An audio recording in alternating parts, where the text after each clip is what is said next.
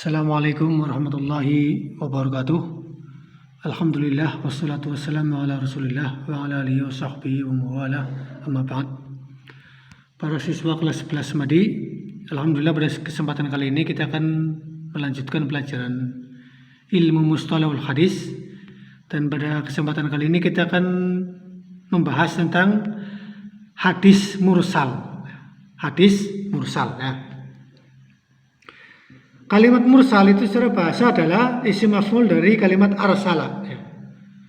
Artinya atlaqa, artinya melepaskan ya.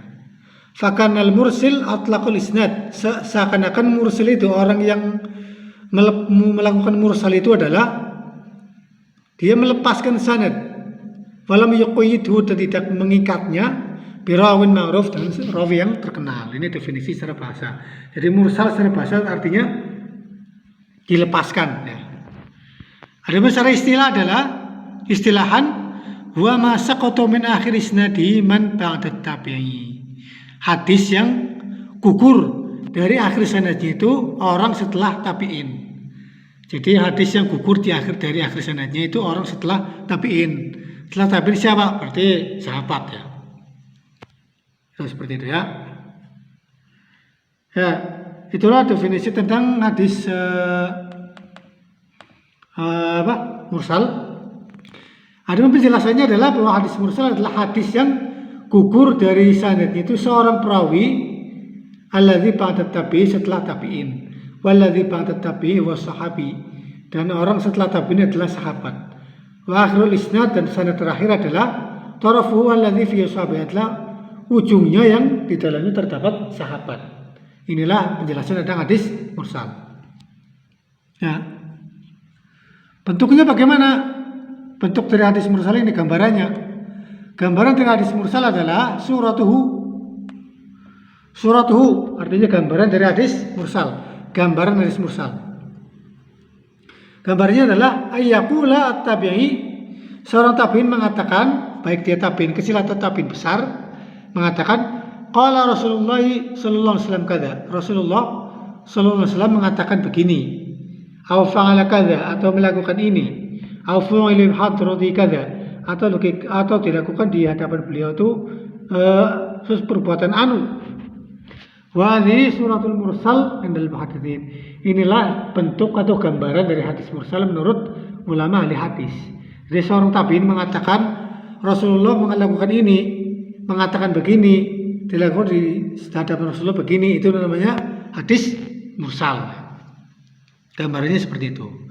Contohnya adalah ma akhrajahu Muslim fi shahihi, hadis yang diriwayatkan oleh Muslim dalam sahihnya, yaitu fi kitab al-buyu' qala haddatsani Muhammad bin Rafi'. Muhammad bin Rafi' menceritakan kepadaku, haddatsana Hujain menceritakan kepada kami, haddatsana Laits menceritakan kepada kami, Uqail dari Uqail. Dari kalimat sana ya, ini kalimat sana ini ya, yang ada kalimat ini ya, ada mos ini kalimat sana ini ya, ini arti terjemahan dari singkatan dari haddatsana, artinya menceritakan kepada kami, An Ibni Syihab, dari Ibnu Syihab, An Sa'id bin al-Musayyab, dari Sa'id bin al-Musayyab, anna Rasulullah sallallahu alaihi wasallam naha bai'in anil muzabanah. Ya. Rasulullah melarang jual beli dari muzabanah. Perhatikan di sini, ini Sa'id Musayyab ya, ini Sa'id Musayyab ini meriwayatkan dari Rasulullah. Padahal Sa'id bin Musayyab itu bukan seorang sahabat. Dia itu seorang tabi'in besar. Dia itu muridnya sahabat, bukan sahabat. Nah, tapi dia meriwayatkan dari Rasulullah. Inilah contoh dari hadis mursal, itu hadis yang sanadnya sampai kepada tabi'in, nih, sahabatnya gugur ya. Ada dikatakan hadis yang diriwayatkan dari tabi'in ya. Sa'id bin Musayyib ini meriwayatkan di sini, rawai hadis meriwayatkan di sini ani Nabi sallallahu alaihi wasallam, dari Nabi Muhammad, biduni ayadzkural wasithah, tanpa menyebut perantara, bainahu, antara beliau, wa bainan nabiyyi, dan antara nabi. Di sini disebut nama perantara ya. Itulah seperti itu ya.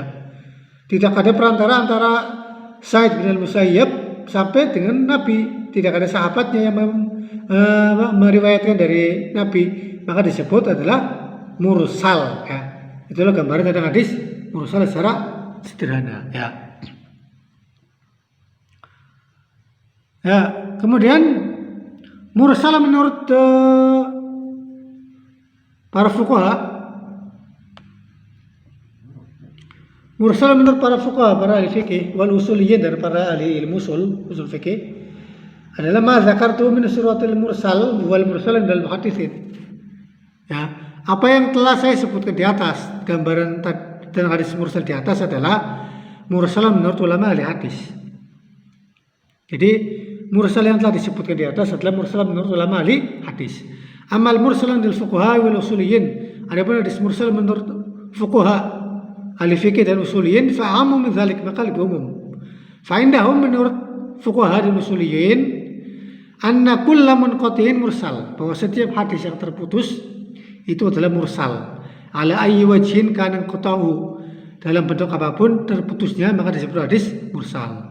Ini wahada madzhab al-Khatib, ini juga menurut mazhab ada pendapat dari Al-Khatib ya. Hukum hadis mursal, hukumnya adalah fil asli dhaifun mardud. Hukum hadis mursal secara asalnya adalah dhaif lagi tertolak ya. Hukumnya adalah dhaif lagi tertolak. Alasannya li faqdi syartan min syurutul qabul, karena dia kehilangan salah satu syarat dari syarat diterimanya sebuah hadis. Apa itu syaratnya? Itu ittisalu sanad, gugurnya sanad, bersambungnya sanad. Ittisalu sanad artinya bersambungnya sanad. Jadi hadis mursal itu pada hukum asalnya adalah dhaif, tertolak karena kehilangan salah satu syarat dari syarat hadis yang diterima, yaitu bersambungnya sanad ya.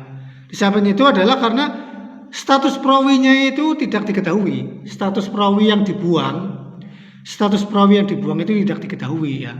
Maka ini menyebabkan hadis mursal itu secara asal hukumnya adalah dhaif mardud, hadisnya tertolak lagi dhaif. Nah, akan tetapi ulama min haditsin wa ghairihim ikhtalafu fi hukm mursal. Akan tetapi ulama ahli hadis itu berselisih pendapat tentang hukum hadis mursal dan apakah dia boleh dijadikan hujah atau tidak. Ya, lian hadha an-naw' liman al-inqita' yakhtalifuna ayyin inqita'in akhar min as-sanad. Karena terputusnya ini dalam hadis mursal itu berbeda dengan keterputusan sanad pada hadis yang lain. Karena pada hadis mursal di sini yang gugur itu adalah sahabat. Sanad yang gugur adalah sahabat. Sementara sahabat itu seluruhnya adalah adil. Wa sahabat kulluhum adul. Para sahabat itu semuanya adil. La yadurru adamu ma'rifatihim. Tidak bermasalah seandainya tidak diketahui. Ya, inilah mengapa hadis mursal ini para ulama ahli hadis berselisih pendapat. Adapun global secara umum, pendapat para ulama secara umum tentang hadis mursal terdiri dari 3 pendapat. Jadi pendapat ulama, wa mujmal aqwalul ulama fil mursal thalathatu aqwal. Secara umum pendapat para ulama tentang hadis mursal ada 3 pendapat. Ada 3 pendapat. 1, dhaifun mardud. Hadis mursal ini adalah hadis yang lemah dan tertolak. Ini pendapat yang pertama, bahwa hadis mursal adalah hadis yang lemah lagi tertolak. Wa hadza 'inda jumhuril muhaddisin. Ini menurut ulama mayoritas ahli hadis. Jadi pendapat mayoritas ahli hadis adalah bahwa hadis mursal itu hukumnya lemah sekaligus tertolak. Dhaif mardud. Ya, itu ya, seperti itu. Ini pendapat yang pertama ya. Itu seperti itu ya. Kemudian pendapat yang kedua adalah sahihun yuhtaju bihi. Hadis mursal itu sahih, bisa digunakan sebagai hujjah. Bisa dijadikan sebagai hujjah. Ini pendapat kedua. Ini menurut 3 imam, yaitu Imam Abu Hanifah, Malik dan Ahmad. Menurut pendapat yang masyhur darinya. Ya. Itu seperti itu ya. Menurut pendapat yang masyhur darinya. Dan juga beberapa ulama ya yang mengatakan demikian ya. Ini adalah pendapat kedua tentang hadis mursal, bahwa ia sahih lagi bisa dijadikan hujjah. Kemudian pendapat ketiga adalah bahwa hadis mursal itu qabulu bi syurut, diterima dengan beberapa syarat. Apa itu? Menurut Imam Syafi'i, ini menurut Imam Syafi'i dan sebagian ulama, bahwa hadis mursal bisa diterima dengan beberapa syarat. Ini menurut Imam Syafi'i dan menurut sebagian ulama. Ya, syarat ini ada 4. Wahdi syurut arba'ah. Syarat diterimanya hadis mursal menurut Imam Syafi'i dan sebagian ulama adalah ada 4.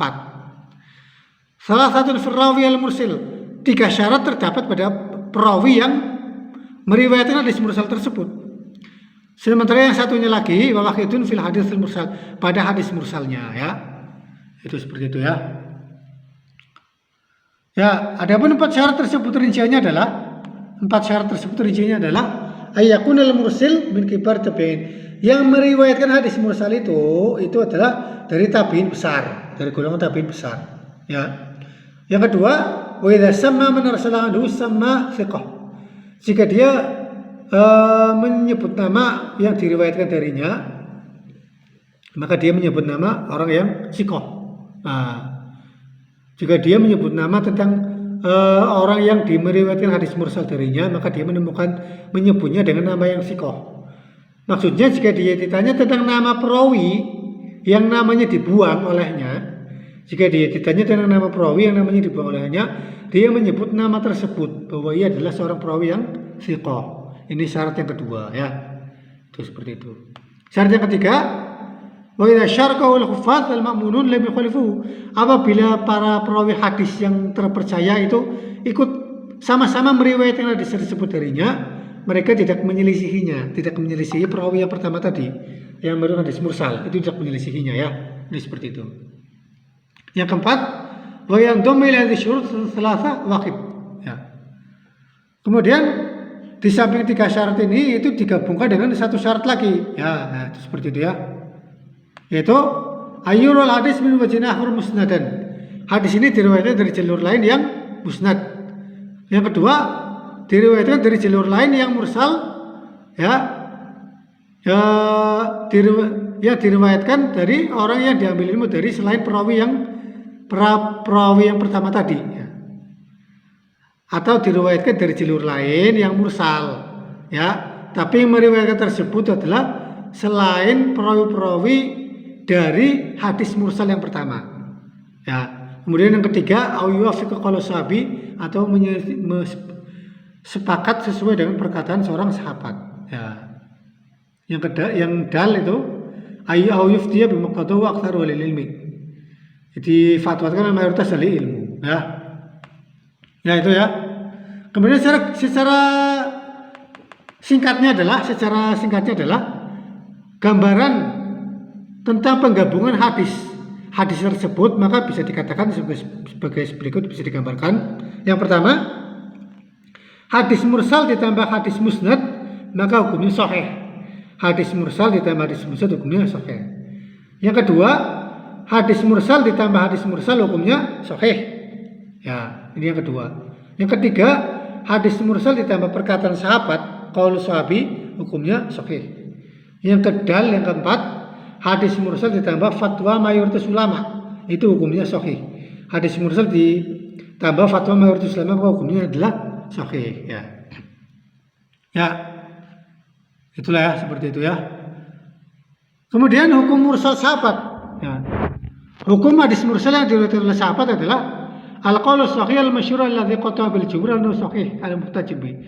Hadis mursal, ya, yang diriwayatkan oleh sahabat menurut ulama jumhur ulama adalah sahih, hadisnya sahih. Ya. Jadi hadis mursal yang diriwayatkan oleh sahabat itu hukumnya sahih, ya.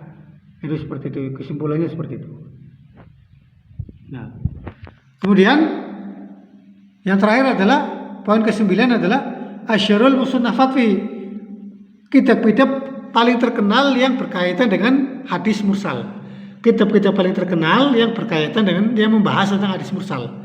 Jadi kitab-kitab paling terkenal yang membahas tentang hadis mursal adalah 1. Al-Marasil karya Abu Dawud. Kemudian Al-Marasil karya Ibnu Abi Hatim.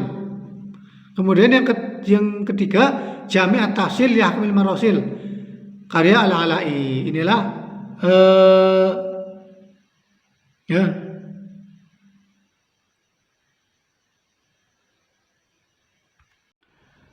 Ya, demikianlah pembahasan tentang hadis mursal pada kesempatan kali ini. Semoga pembahasan ini bermanfaat dan semoga bisa dipahami dengan baik ya.